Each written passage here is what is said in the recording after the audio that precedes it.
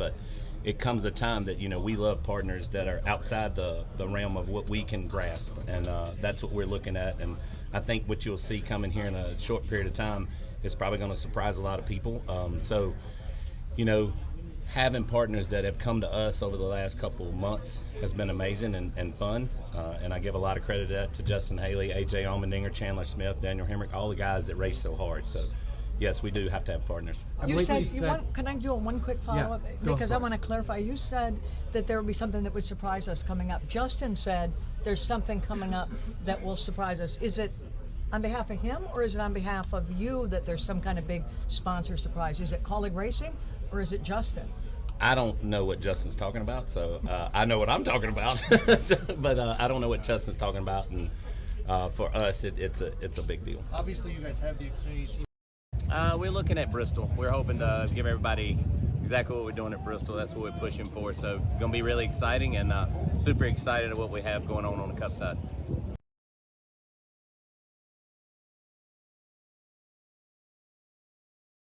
And 2 full-time Cup cars, 3 Xfinity cars. In the Cup Series this year, there's been a lot of rumors as to what Matt's intentions are. Yeah, well, we're not selling charters. Are you sure? I'm 1,000% sure we're not selling charters, because Matt and I was talking about it. I was the guy that signs right below Matt when you have to have somebody, like something happens to Matt, that would be able to make decisions on it. And, yeah, we're not selling charters. We're not even interested in selling charters, Justin Haley's moving on, in which we made that decision a couple of weeks before he had made his. And it was, we love Justin. He's been there 5 years, and we bought our charters from Justin and the Braun group, actually from Spire. So it was a great relationship, and will always be a great relationship with Justin Haley. So, but yeah, we're not selling charters. We actually have it all signed up and ready to go, and it is going to be. Oh, sorry, I'm not going to tell you. Oh, you're going to tell us who No, it is on the I'm show? not telling you. I'm not telling you, but and it's actually going to surprise the world. I think that everybody tries to figure out what's going on and what we're doing, but we're not selling charters. Matt Kaulig's in it for a long haul. You never know. We might add a car in the Xfinity Series or something like that. And with who? You're gonna drive it, Casey. Oh, Yeah, I'll take you it. almost got me. What kind of motors y'all gonna run next year? Chevys. We love Chevy. If you can't tell, we love Chevy. So, but yeah, we're not selling charters. I just want to make sure that everybody that thinks Matt's gonna sell a charter, he's got some text. I've got a lot of text. People have met with us. We're not. If you want me to say it again? We're not selling charters. We're not interested in selling charters. If somebody wants to sell a charter, let us know. We might be interested in buying a charter. But hey, everybody, how's it going? Welcome back to Kaulig Nation. I am Sean. Apologies for the voice. A little under the weather, and I promise it wasn't because I was screaming at my TV over some of the latest events of Kaulig Racing, which we're going to recap here. You heard a bunch of the clips from Chris Rice off the top of the show. Thank you, Chris, for saving my voice. It's a pretty disheartening day to be a Kaulig Racing fan, and you won't have me, screaming or shouting or anything like that on the stream. I can barely talk. But I just want to recap a little bit of what's happened and try to provide Kaulig fans a little bit of transparency and honesty, honestly, about where this team really is at this point. So they've announced Daniel Hemric as the driver of the 31 after 2 months of, some of the biggest hyping I've seen about an announcement. And they've announced Daniel Hemric as the driver of the 31 next season. Daniel's a fine person. I just don't think it sends the right message when you announce a new driver at a press junkie and you say on-track results don't always matter, but caring does. And it's just a really bizarre, honestly terrible message to send your whole organization, fan base, and team after 2 months of you going on every media availability you have, hyping this thing as something extraordinary, something earth-shattering, something that'll shock the world, that will surprise the world and no one will see it coming, and then you promote from within. I also think when you listen to some of Chris Rice's comments off the top, he talks about multiple new partners coming in, referring to the 31, and there could be new partners on the 31. We don't know it, but he also goes on to say that they weren't going to make the announcement till the partners are ready, Well, we got the announcement on a weekend where other teams were actually doing earth-shattering, earth-shocking, surprise everyone announcements. And Kaulig goes up there and has this bizarre press conference with seemingly no excitement and sending the wrong message. And as a Kaulig fan, that's very disheartening. I feel like I have one foot, probably almost both feet out the door with this team, and I think we need to be real honest with each other where this team isn't in both series. Like I said, Daniel Hemric's a fine guy, but has he done anything to earn a cup ride? The simple answer is no. In 60 Xfinity races with Kaulig, he has 0 wins. He has 1 win ever in an Xfinity Series car. He has 9 top 5s in 60 starts and 28 top 10s. The top 10s is pretty solid, but you got to remember, they're not Cup top 10s. They're Xfinity top 10s, a little easier to do. But still, he knows how to handle himself. But is it enough for a Cup ride? Not even close in my eyes. He hasn't done enough to earn it.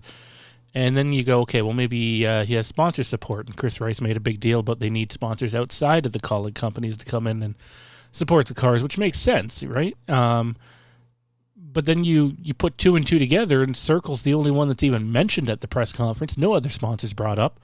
And Circle, despite them never addressing this publicly, and most people being under the opinion, if you look online, that Circle's an outside of the Kaulig company sponsor, and the truth is, it is not. And we'll get to that in a second, but his win percentage in 2 seasons with Kaulig is 0. His pole percentage is 1.6%. His top 5 percentage is 15%, and his top 10 percentage is 46%. These are not results that are going to translate over to a much stiffer competition on the Cup side. And it also points into the direction of A.J. Allmendinger. And frankly, that guy doesn't get nearly enough respect as what he deserves. I want to talk about A.J. for a second because obviously there's a lot of people hoping, at least a lot of Kaulig fans hoping, that this guy will return to the 16 Cup car. And honestly, for any sort of Cup performance, they probably need him. I suspect Nutrient Ag is going to have a big say in who drives that car, if they even stick around. Yeah, think about that. If this organization loses Nutrient Ag, they're in trouble. They're already in trouble with where things are heading. But if you think about the Daniel Hemric stats that were just on screen, we look at AJ's. AJ has 10 wins in the same amount of time, 35 top 5s and 50 top 10s. His win percentage is 16%. His pole this is an Xfinity. His pole percentage is 9%. Top 5 percentage is 53%. That is higher than Daniel Hemric's top 10 percentage. And AJ's win percentage, I believe, is higher than Daniel Hemric's top 5 percentage.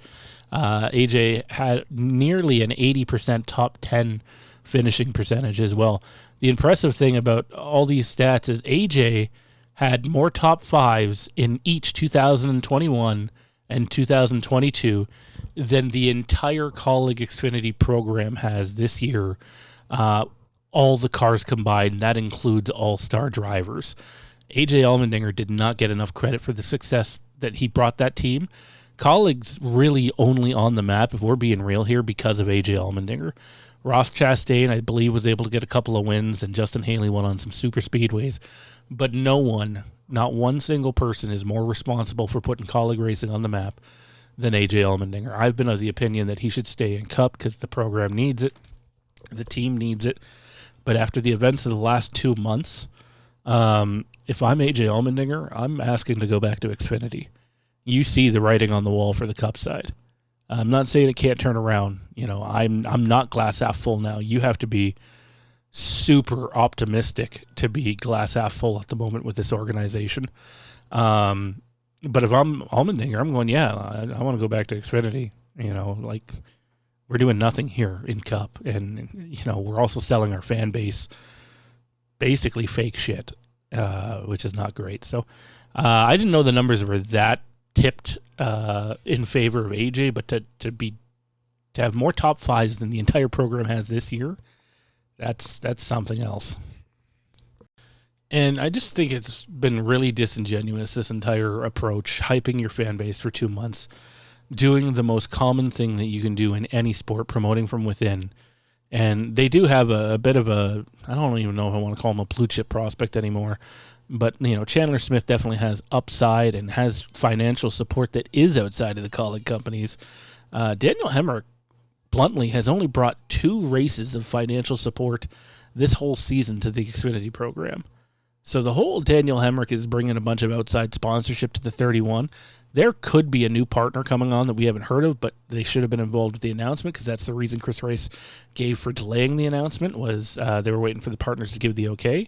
And it doesn't look like that at all. It honestly, I think Kaulig, frankly, should be, and not in a way that demeans Daniel Hemric, but I think Chris Rice needs to wear some of this unless there's some big surprise coming. And I'm sorry, Christian Eckes would be a nice add to their prospect pool, but that doesn't make up for what's happening. But I don't even expect it to be Christian Eckes. I expect it to be Chase Purdy since he brings a sponsor, and he is not the same talent level as Eckes.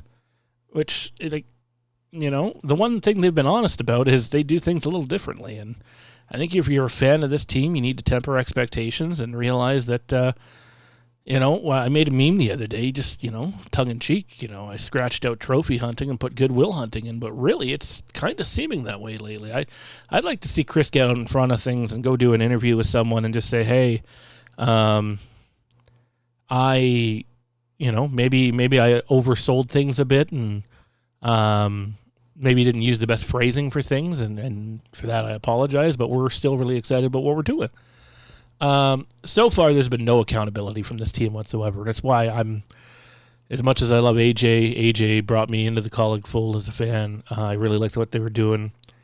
There's red flags everywhere for about a year and a half now, and I'm basically almost out on this team. It's sad to say. It doesn't mean we're going to stop the show. There'll be some version of the show that still goes on, but it's deflating. And I honestly feel a little better today because in my eyes, I know what this team's all about, and this is not a team that's ready to be competitive on any level. The fact is they owe their competitiveness to AJ Allmendinger, really. And we'll see what happens. Could SVG end up in one of their Xfinity cars? It's possible, but I kind of expect him to end up in a Spire full-time Xfinity entry at this point. We'll see what happens, but it's a tough time to be a Kaulig fan. And I don't think it helps when you have Couch Racer poking fun either. When one of their employees is a spotter for the team. It sucks. It's a shame. I totally expect Ty Dillon to be named to that 16 car, which is just bananas. And I can honestly say if Ty Dillon gets named to the 16 car, I won't cover Kaulig Racing at all on the Cup level, other than whenever the 13 car shows up on the track. But we'll see what happens at the end of the day. Again, frustrated Kaulig Racing fan here, but we'll see what happens. I would say keep your expectations very low. And the fact is there's just not a whole lot of options out there to improve anymore. And I think it's more about bringing attention to the Kaulig companies and their branding than it is actually performing on track these days. And that's a shame. Enjoy the rest of your weekend. And I do like what Chris Rice says. Put a smile on that face. It might not be because of Kaulig, but you have something else in life that you can smile about it, and there'll be more racing next weekend. Have a great time.